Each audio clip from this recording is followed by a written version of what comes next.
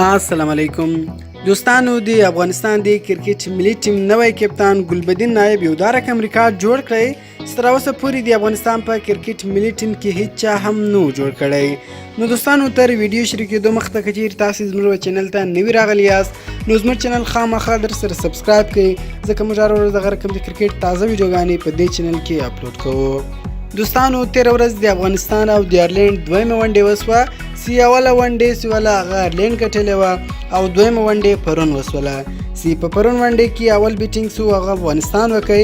افغانستان ټوټل ایرلینډ ته 315 ټارګټ کېښودی. په دې کې محمد شهزاد یو سل یو منډې جوړې کړې په 88 بالو باندې او 14 چوکۍ ووهلې.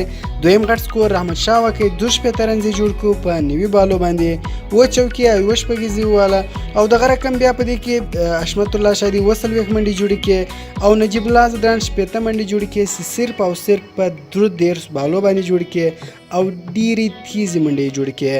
په دې میچ کې محمد نبي هم نه و، محمد نبي هم دی لږ زخمي و او دغه رقم دوستانو بیا له هغه بعده کله چې د افغانستان بالینګ سو نو د توپ اچونې وارث سو نو په دې کې د افغانستان د ملي ټیم نوی کپتان ګلبدین نایب یو ډېر خوندور او ډېر ښایسته ورنې وکړو چې په 9.2 اوورو کې 43 رنزه ورکړو او 6 وکټ یې واخیستل چې تر اوسه پورې د افغانستان د ملي ټیم یو کپتان هم نه وي اخیستی.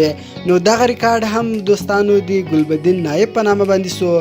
نو دوستانو که چیرې ستاسو دا خبر خوښ شوی وي ویډیو در سره لایک کړئ، له دوستانو سره خامخا شیر کړئ او که چیرې تاسو غواړئ چې د کرکټ له هر خبر څخه ځان خبر کړئ نو زموږ چینل در سره سبسکرایب کړئ. د الله په امان.